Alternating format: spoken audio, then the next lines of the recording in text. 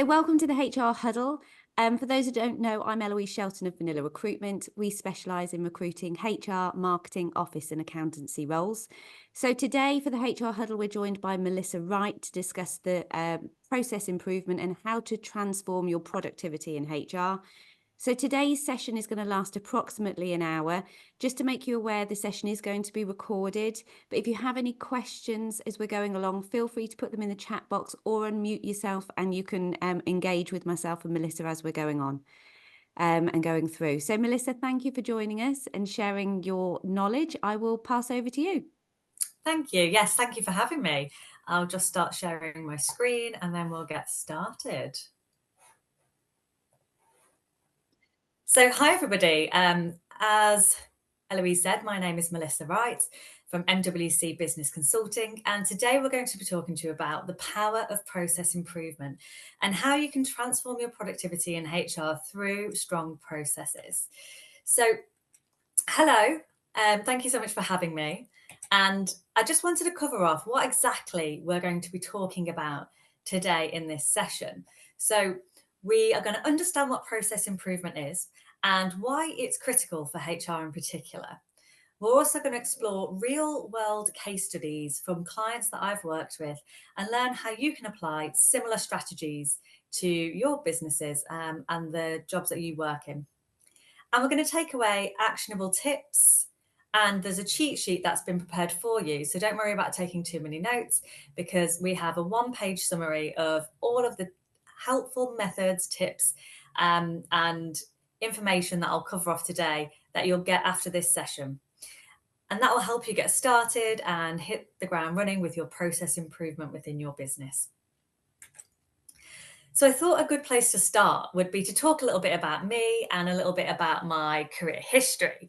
So as you can see from this slide here, I graduated from the University of Leeds, I'll just say many moons ago instead of the year. And I had over a 10-year career in the buying industry, working with some very kind of commonly known high street retailers, and some bigger companies, as you can see from this list, as well as some founder-led smaller businesses. And it was actually in 2022 that I decided to have a career break and to have a sabbatical. I went and did some lovely traveling. And when I came back from that traveling, I accidentally started MWC Business Consulting.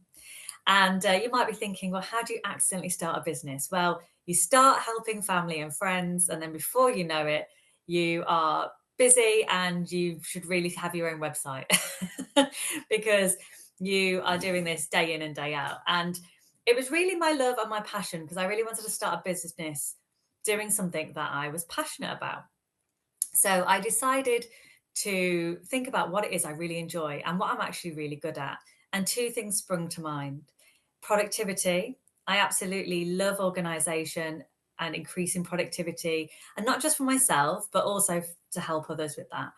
And I'm naturally good with processes and putting some organizational processes into place within businesses. So I got myself certified. I'm a lean green belt from Cardiff University in process improvement. And I went about formally starting MWC Business Consulting. So what is it exactly we do at MWC? We help solve three main problems. And one of those problems is poor productivity. So this is where people are time poor, they're stressed, they're overwhelmed. Maybe they have endless to-do lists, which means they're really struggling with their prioritization and they're naturally then prone to procrastination. Sound familiar for you, your team, or anybody that you work with? Or inefficient processes. This is where things are outdated, they might be confusing or cumbersome, and it means the workflows aren't really flowing very well. There might be lots of mistakes, there might be lots of bottlenecks where things aren't actually going through the right timelines. Ultimately, it slows down your operations and it increases your costs. Now, the last one is probably no surprise to you because of my history in the buying industry, is stagnant procurement. So this is looking at how we can innovate within procurement and be really smart with our strategies, whether it's looking at the sourcing and making sure that you don't miss opportunities, and making sure that you keep those higher expenses low so that you're not just kind of wasting money and you're not putting all your eggs in one basket, because that's a real risk that a lot of brands and a lot of retailers sometimes fall into the net of. So they're the three things that we do at MWC. We help with your productivity, your processes, and your procurement. This is just to give you an idea and an overview of some of the clients we work with. I couldn't fit them all on the slide, so this is just to give you a little bit of an idea. And the reason that I'm sharing this is to show you that MWC work with an absolute variety of businesses, from charities to creative agencies, accountants, engineers, actual coaches, and roofers is even on this list. So it's a real kind of broad spectrum of businesses that we work with. And this is just to give you a little bit of an idea of some of the feedback and some testimonials that we have gotten from some of our clients and how they feel we've helped them and their businesses. So, without further ado, the power of process improvement. I want to start really at the basics, which is, what is process improvement? And essentially, it's the practice of identifying, analysing, and enhancing workflows to achieve better outcomes. So I like to put it into a really simple phrase. It's about working smarter, not harder. That's all this is. It's not about reinventing the wheel. It's not about making loads of changes and making it really complicated for everybody involved. It's actually often about really small steps and really small changes done consecutively over a period of time, because all those small steps have big impact. A way I like to refer to process improvement, or the acronym that I always refer to, is called FAIR. So that's faster, accurate, reliable, and efficient. Let's break these down and talk a bit more about this. So faster. This is about reducing the time taken to complete tasks. So it's all about saving time. So if you have a task that ordinarily takes you a couple of hours a day, potentially, how can we look to make that shorter? Is there some form of automation we can add in? Is there something that we can do that takes out some of the steps so we can streamline that process? Maybe you're constantly waiting for approval. Well, actually, maybe we can agree with a line manager that up to a certain amount, you have free rein and you can do that approval. Next is accurate. So this is minimizing errors and ensuring consistency. How many times do you have someone in your team make an error or a mistake and you think, oh, now we've got to fix it? And it's not just them, but how many times does that happen to you actually yourself? It's one of my biggest bugbears, actually, is when I make an error and a mistake. And sometimes it's unavoidable, but often it's one of those things that if you have strong processes, you can try to avoid as much as possible. And then you get consistent results regularly. Reliability. So this is all about creating processes that are dependable and can be repeated with the same results. Imagine you take two employees that do the same job role and you ask them to do the same task, but they both get very varied results. That's probably because they don't have standard documentation or a standard process to follow. So they're both doing it very much in silo in their own way. Now, whilst that works for some industries and in some businesses, if you're trying to get the same repeatable results and you're trying to get that consistency, that can actually be a problem for you. Or if, for instance, you're trying to get the same level of customer service for your customer, that could also be a problem for you. So let's just take an example of, if you had a HR advisor who, two of them, and they're both onboarding two different new members of staff within the same business. One has one very good positive experience because there's documentation that's handed over. They're not just reliant on taking their own notes. And they have a structure for their first week, so they feel like they're really easing in and they're settling in well. Then the other one, there's no documentation, there's no plan for the week. It's kind of come in and learn on the job and find your feet and get stuck in.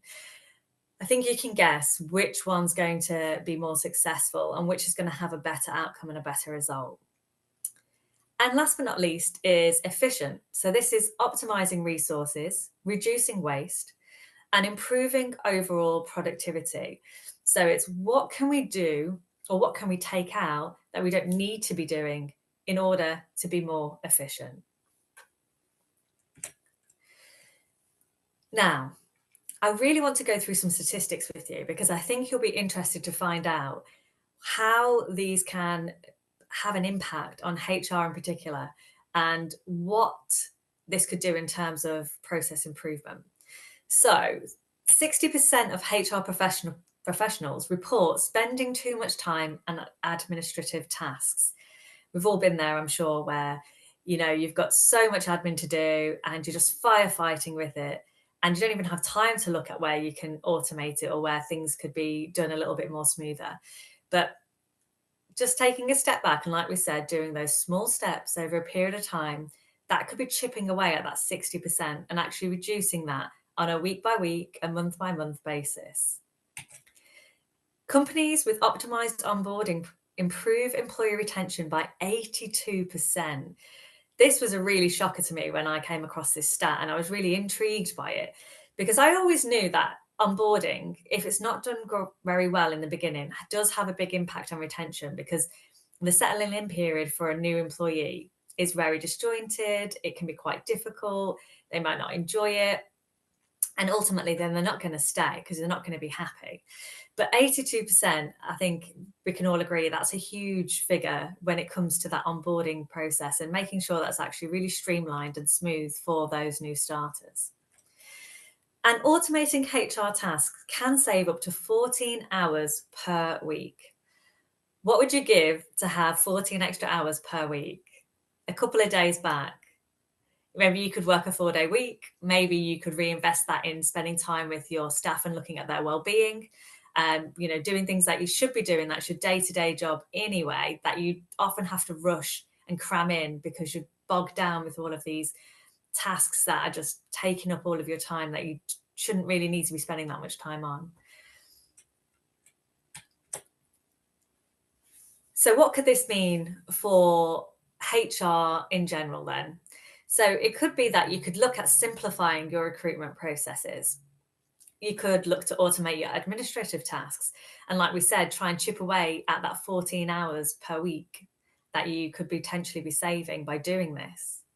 You could be improving employee onboarding for a seamless experience. So people actually come into a business and they stay. So then you're not having to go through the pain and the hassle of re-advertising for that role, re-interviewing, investing time and training and onboarding staff for them to just leave again.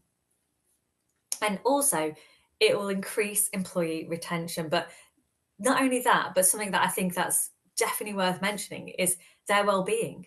Do you want to keep essentially bums on seats? You don't want people who are stressed and overwhelmed and are really struggling actually, so they have to take time out. You want people that are coming to work and they feel equipped to do the job well, and they can then leave not feeling completely burnt out and overwhelmed at the end of each day. So I have a very quick activity, and I don't want you to overthink this. And I do want you to just quickly grab a pen and a bit of paper, and please write down the steps to boil an egg. I'm going to time it, and I'll give you a shout in a minute when the minute's up. So if you could all please do that, I'd be very grateful. I'm glad you asked something easy, Melissa, because I do know how to boil it. Anything more complex than cooking, I might have struggled with. Well, this is why we always do this one. And stop is because the chances are everyone knows how to boil an egg. So hopefully now you have in front of you some steps of how to boil your egg. And what I want to show you is I've got 2 versions here. So these are 2 different versions of how you could boil an egg. The first one is open to interpretation. As you can see here, there's 4 steps to this. Get the egg, boil some water, add egg to water, cool it and peel it. It's perfectly fine. They are the steps of how to boil an egg and how to cook it. And you might even be looking at your own list thinking, yeah, that's about similar to what I've got written down. This, however, is version 2. It's clear and it's detailed instruction. It's got 12 different steps here. It's got timings. It's got timings if you want it soft-boiled and hard-boiled. It's got stages that you might not have even considered that you needed to factor in when boiling an egg. But the example here, and what I'm trying to get at, is that if you leave your processes to your team to interpret or to document of their own accord, you're going to get very varied results. And one of the core things that businesses very often miss in doing is creating process documentation that staff can then rely on and can refer back to. And this doesn't need to necessarily be for every task. And we've obviously used a very generic example here of boiling an egg. But if you want consistency, for instance, with your onboarding of new staff members, there should be a process documentation, and staff should be going through that checklist and making sure they're doing it in the order that you want them to do it. And there should be variables such as who's accountable. So who's the person who should be doing that step? What's the time scale in which they should be doing that step? They should also be looking at what exactly they should be doing in terms of what system they should be using, where should they be tracking the information, what sort of information they should be handing over. And all of that combined gives some real clear, detailed instruction that's not ambiguous, that's not open to interpretation, that's easy for the team members to follow. So hopefully you're looking at your version here. So your version is version 3, your each individual versions. And the chances are you're probably somewhere between the two. You're probably somewhere between my version 1 and my version 2.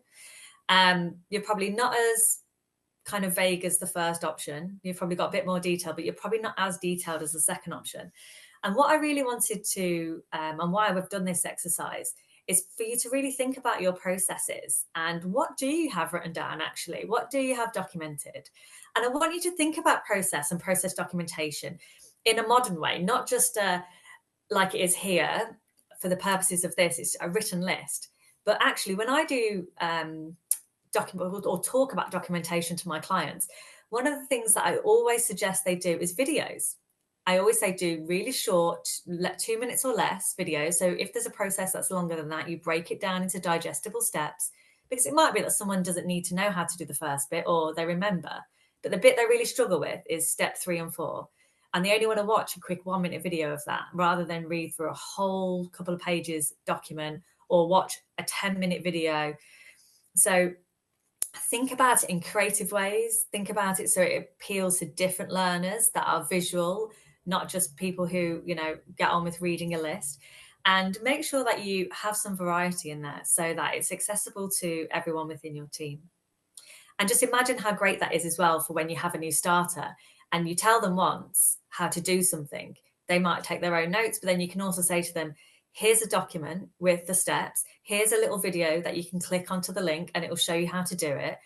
And then just imagine how much time you're going to save with them not coming back with queries, them not having to ask another member of staff, because they'll be able to self-serve. And that's the idea here, is making people empowered to do their roles with as little interruption to your working day or to your team's working day as possible. We tend to use Loom for Yes. making training videos. Is that one you use, Melissa? I do, yeah. I really like Loom because it records you and it records the screen, which is great. Yeah. There's another one called Screen Rec. I also use that on occasion as well. If I recommend that if clients are not bothered about having them recorded, because some people don't like that, which is absolutely fine. Yeah. So on Loom, you can turn the video off. You don't have to have it on, or on Screen Record, it just records your screen. And they're brilliant tools to kind of add a bit of depth to process documentation. And I really highly recommend it. Yeah. So why do good processes matter then? So what are the benefits of, version 1 and version 2 there of the boil the egg example? Well, it's going to create consistency. If you are giving out information in a really uniformed way, you're going to get consistent results. And if you don't, then you have a really easy way of picking this up with team members. You've had the documentation, you know how it's meant to be done. Can I please ask why it's not being done that way? It's an easier conversation to have. You're going to get better results. You're going to get better hit rates and earlier on. So, maybe with a new process, or if you're teaching a new starter how to do something, their hit rate might be quite low to begin with. Well, they find their feet, they fumble around with it. But this is quicker results, better results, and quicker results, I would say. It creates clarity. People are clear on who's meant to do what and when. And that's super important, because a lot of processes and a lot of problems with processes that I find with my clients is where they have ambiguity of who's meant to be doing what and in what time frame. And that causes huge bottlenecks. It's, oh, well, I didn't realize that sat with me, and I didn't realize I only had 48 hours to turn that around. It's, something that can be avoided with some good process documentation. It's more efficient. It's going to be, because you're not leaving it open to interpretation, and you're going to save time. You're going to have less time wasted, which is going to lead to fewer errors and mistakes as well. So good processes really matter, actually, and they can be in any area of the business, but they're super important, I think, when it comes to HR and dealing with people, and making sure that you're supporting people in the right way. So I wanted to talk to you a little bit about a case study, and this is one of the clients I've worked with in the past. So just to give you a bit of background on this client, this is a creative agency. They're an SME business, and they're a super forward-thinking business, actually, and they really value well-being. They currently run a 4-day week with all of their staff, and they get paid for 5 days. So they're expected to, be productive and get the most out of the time that they're in the 4 days they're in. But they are all about making sure their staff are well taken care of, and they really prioritize that, which is a value that I love to work with clients like that, because I think it's a great value that sometimes can be missing from businesses, especially sometimes smaller businesses where there's fewer people, so added pressure. Their challenge that they approached me with was their web design process wasn't working. The impact of that was it was taking so much time, so much more time than they expected. It was no longer a profitable part of their business. The solution. So the approach to this that we did with them was a process improvement discovery day. So this is a day where we spend with the team if you don't really know what the problem is. So for them, they knew their process wasn't working, but they didn't really know why. And they were so desperate to make it work because, as I say, it was operating at a loss to them as a business. We got together on a collaboration basis. So we had a group session with all stakeholders to break down the problem and brainstorm collectively possible solutions. Now, what is the benefit of this? Well, first off the bat, everyone has a voice. Everyone feels heard. Everyone can contribute. And importantly, not just management, but also the actual people on the ground doing the work. It means that implementation of any solutions that are picked is going to have a much higher success rate because people feel involved from the offset. It also helps you get to the root cause of the problem, because actually sometimes there are assumptions made of what actually the problem is. When you drill down to it and you speak to all of the stakeholders that are involved, it could be that the problem is something slightly different to what you think it is. So when we had this session as a team, we had a morning with everybody, all the stakeholders, and we really got to grips with the problem, discussed and brainstormed potential problems and solutions. And then in the afternoon, with the decision makers, we went through those solutions and finalized a plan for implementation. And what we decided was that there needed to be a formalized way of the web design process that could ensure accountability and appropriate timescales. The reason why things was dragging out was because poor communication, essentially, amongst the team as well as amongst the client. So they weren't saying to the clients they needed specific documents or specific information by certain deadlines, and things were dragging out. As a result, we formalized the process. Significant time was saved.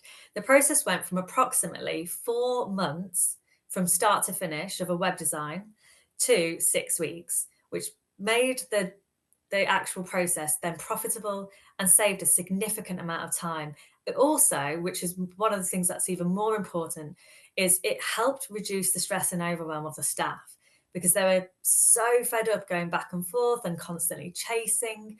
that they were really struggling actually with this process in particular. And the managing director of this business, that was one of the things he was really keen at rectifying. Because as I said, this was a very forward-thinking and well-being centric business.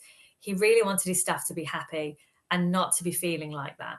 So he was thrilled with the time saving, but more importantly, he was really chuffed that his team were happy again and that they didn't feel like they were, really struggling from a overwhelm and stress point of view.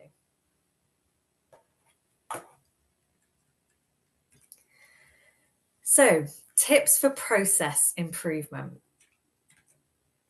I've talked a little bit already about identifying bottlenecks. Now, these are basically activities that slow you down, they waste time and your resources. And a couple of examples could be manual data entry or waiting for approvals. And there's 4 that I want to talk to you about in particular. And I love this image as well because the cars, we can all resonate with this, sat on a motorway in 3-lane traffic, and then there's 2-lane closures or 1-lane closure. And all of a sudden you have to funnel all into the same lane. And what a nightmare that is. And that's what I want you to think about when you think about identifying bottlenecks in your businesses and in the processes within the roles that you do. It's looking out for things like unclear roles and responsibilities, people not really knowing what they should be doing and when. Inefficient use of technology, like we said there with that manual data handling. Is there a way that you can utilize technology to do that for you? Can you, if you haven't already got something in place, can you look to put something in place so things aren't so clunky and long-winded? Poor communication. I would say 9 times out of 10, out of all the businesses I work with, communication comes in at some point as a problem, whether it's with clients or with internal teams. Don't underestimate strong communication and open communication, because I think whenever you're trying to do change within a business, so whether that's process improvement, because that is a form of change, or whether that's, some other business change, communicate early on and keep those doors open, because then people feel involved and it's less of a surprise down the line. And then redundant tasks. So this might be something that's done for done's sake. One of the things that drives me up the wall when I work with clients is when I ask them, why do you do it that way? And they say, that's just the way we've always done it. Because my biggest challenge is, well, should we be changing that then? If there's no other reason other than that's the way you've always done it, then yeah, let's improve it. Let's see how we can do this better. I have another little activity for you. I want you to think of a process you handle regular, like onboarding or leave management or whatever it is that comes to mind to you. I just want you to take a moment to jot down key steps in that process, or think of the key steps in the process, and then jot down one challenge or bottleneck that you find with that. I'm going to ask as well if anyone is willing to share their challenge or their bottleneck with me. If you're up for that, if you could unmute and share, that would be amazing. If not, I've got to pick on Eloise. I'm still writing mine down. Keep going. So I've got an example. Yes, perfect. Thank you for saving me. No, it's fine. So when we want to recruit, we firstly have to do a recruitment requisition, which we fill in on our online systems. But we then have to wait for 6 senior members of the business to sign that recruitment requisition before we can then move on to onboarding. Sometimes the requisition can take up to 2 months to get everybody involved to sign it. Wow. Which can be quite frustrating from an onboarding, not just for us as HR, but also the operation when they need those colleagues in the business. Yeah, definitely. And that's definitely a bottleneck, isn't it? Like that lead time of having to wait and trying to coordinate 6 people to do something all within a similar time frame must be quite tough. And I'm Yeah. assuming they're all busy people. Yeah, and because a lot of the senior team that need to sign it, we're actually in France because that's where our business originated from. So obviously there's time differences and they're quite busy because they're quite high up in the operation. So it's quite difficult to get everybody to sign at the same time. Yeah, I can imagine. Is there any way you can arrange? I'm just thinking how we can speed it up for you.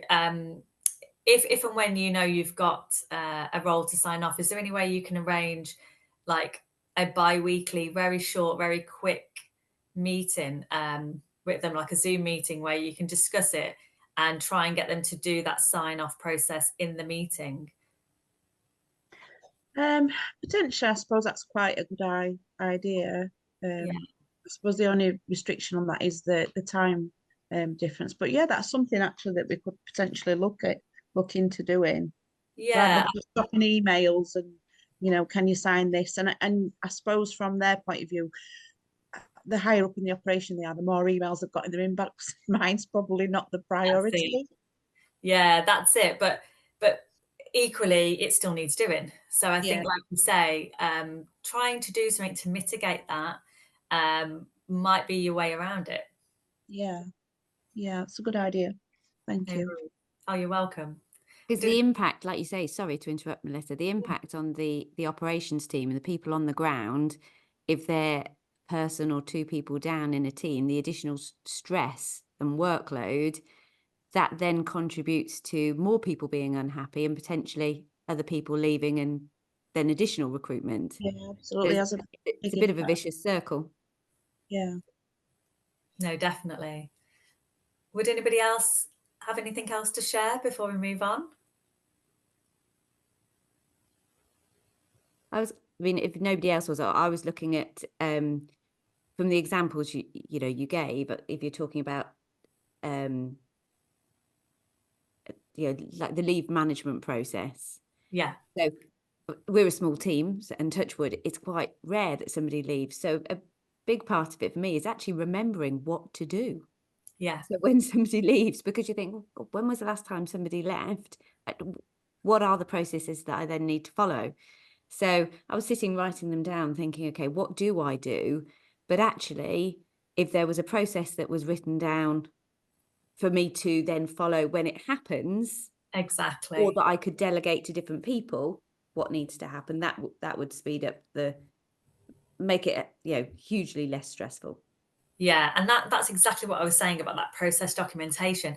Often it's not the stuff that you do day in, day out, actually, that you need it for. It's good to have it for that, don't get me wrong, but it is more for these ad hoc things because the amount of time that you're then thinking about what it is I need to do, then having to go and figure out what it is you need to do to then do it, you could have already looked at your checklist, passed it off to somebody else, the bits you can delegate, Yeah. freeing your time up, and actually just kind of taken a more, I guess, managerial role over overseeing that, as opposed to having to be hands-on and, you know, seeing it through from start to finish. So yeah, I think that would be a great one for you to do, is create yourself a checklist and just keep it Yeah. in your files. And then I need to remember where that checklist is. You need a key documents folder. That's what you need. And you keep it in there. Noted. Yeah. Brilliant. If there's no other questions for anyone else, I'll move on. But just thought I'd double check before I carry on. No, perfect. So the 5 whys. So we've identified a bottleneck, and this would be a good one for you both to do, actually, Karen and Eloise, is the 5 whys. It's a really interesting, simple tool that we use to get to the root cause of a problem. And the reason we do this, it helps you dig deeper by asking why multiple times. So it's not just about focusing on the kind of underlying issues or, those symptoms that kind of sit on the surface, but it's about getting to the real root of the problem. It encourages critical thinking and team collaboration, and it leads to more effective and lasting solutions. So Let me give you an example of the 5 whys. So let's have this problem here. This is an underperforming staff member. This is how the 5 whys could go. So essentially it's asking why 5 times in a row, but the why questions are stemmed from the previous answer. So we have here, why is the staff member underperforming? Well, they miss deadlines and they're producing low quality work. Why are they doing that? Why are they missing deadlines and producing low quality work? Well, they seem overwhelmed and unsure about how to prioritize tasks. Why are they overwhelmed and unsure about prioritizing tasks? Well, they haven't received clear guidance or proper training on the new project they're working on. Why is that? The manager assumed they already had the necessary skills and didn't check in regularly. Well, why did the manager assume that? During the hiring process, their resume indicated experience with similar projects, but this was not verified in detail. So you can see here how you can drill down. So if you just kind of got to the first why, they're missing deadlines and producing low quality work, you could just think they're a poor fit for the role, that it was a bad hire. But actually, by going, a level deeper and then another level deeper, all the way down to the 5th why, it just looks like they actually need a bit more training.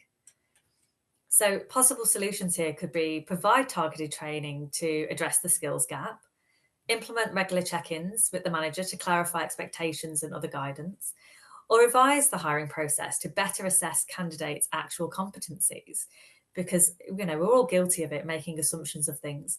But it's really important, actually, that you try to get to the root cause of a problem.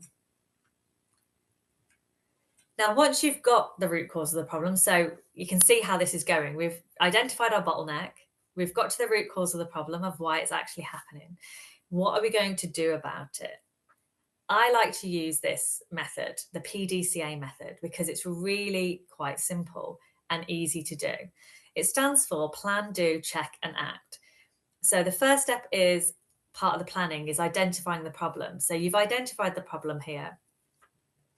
And let's just take the example of the one we had before where the staff member is underperforming.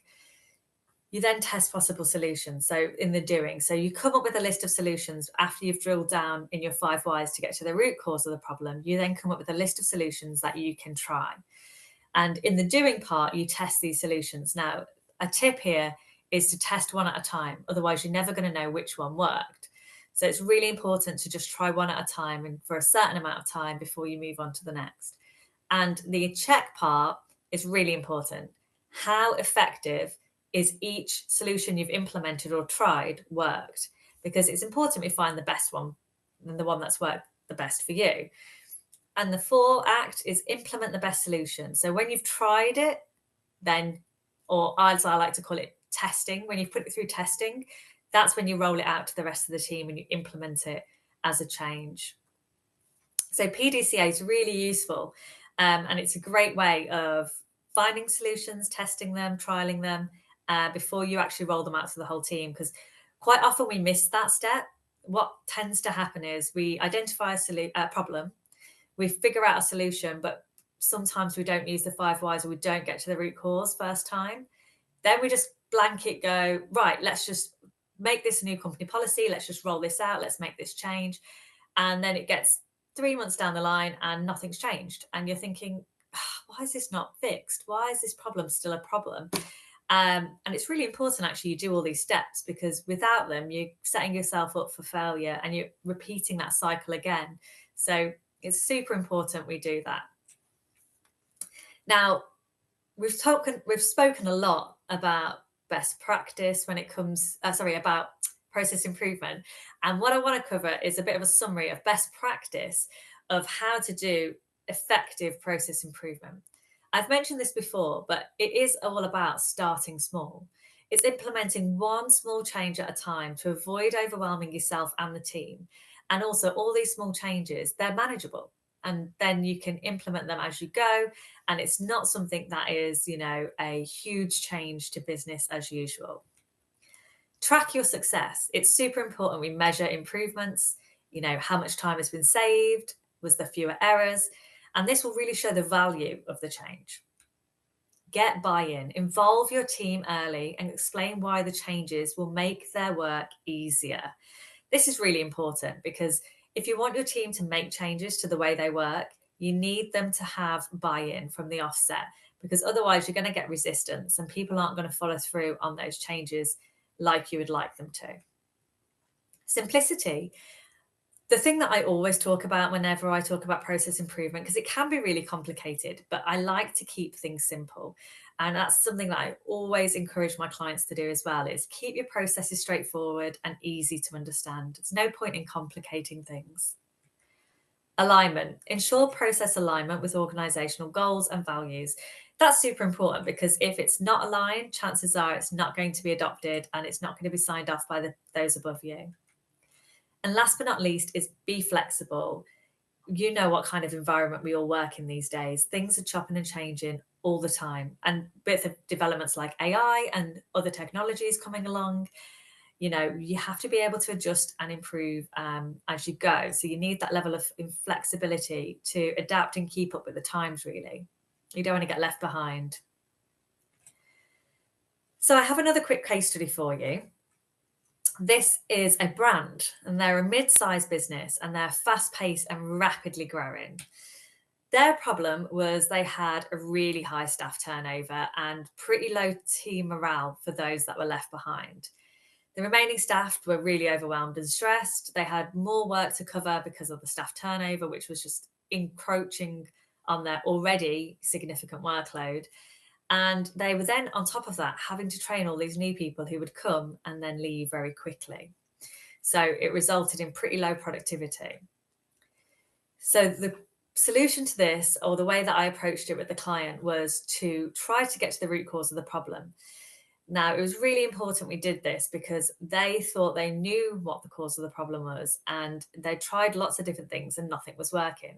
You know, they tried to do staff away days, and they tried to do things like having team lunches where they brought in everyone to have lunch and they treated everybody, but it wasn't really having the desired effect.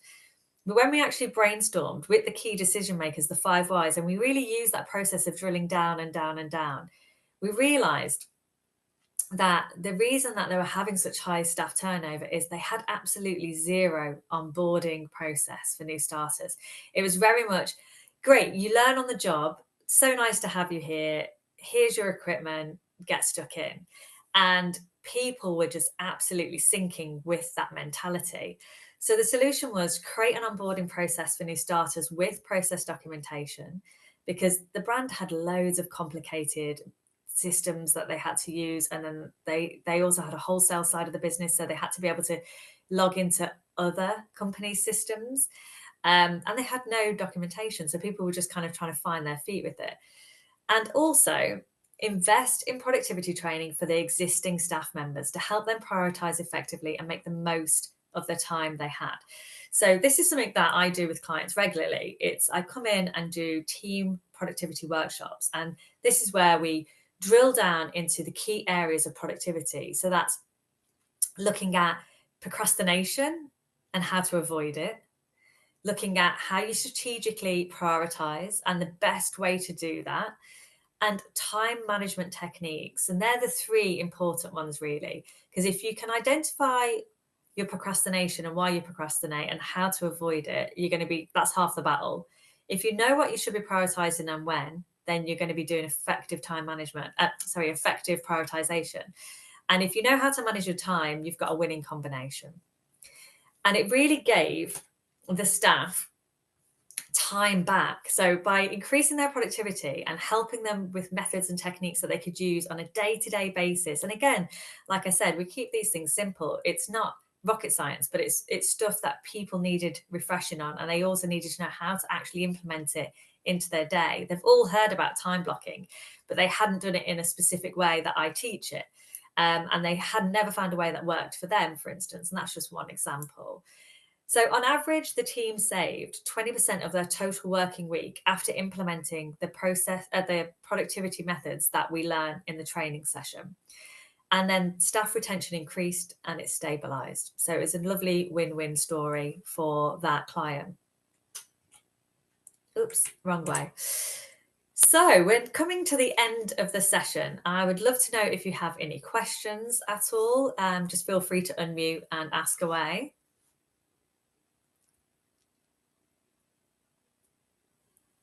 That was great, Melissa. Thank you. I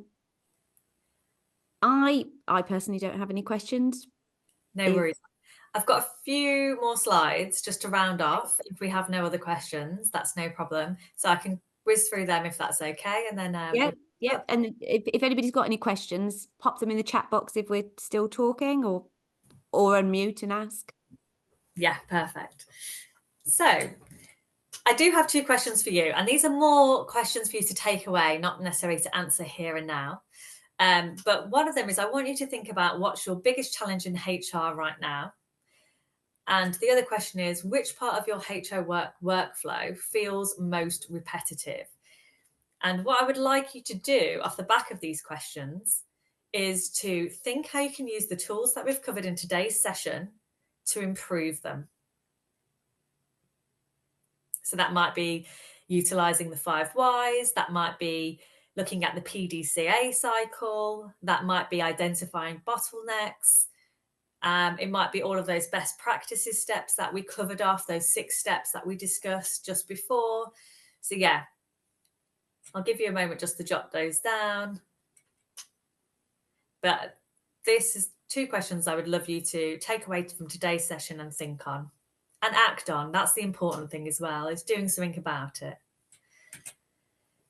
And then just to say, I have an exclusive HRH offer. So if anybody that has attended today's session would like a free 30-minute consultation to discuss your HR challenges, I'll be offering that to all attendees, and in your follow-up email, you'll get some information about how you can book onto that. So it'd be lovely to get to talk to any of you in more detail, and while we're not being recorded. And what's next? So if you've enjoyed today's session and you want to know more, we have some MWC workshops coming up. These are group workshops, and we have some in person and some virtually in the new year. We have increase your productivity and improve your processes. And again, the links for those will be shared in the follow-up email. I did mention at the beginning of the session, you will get a cheat sheet which has all of the things we've discussed today. So on the cheat sheet, we have on here the acronym FAIR in terms of what that means for process improvement.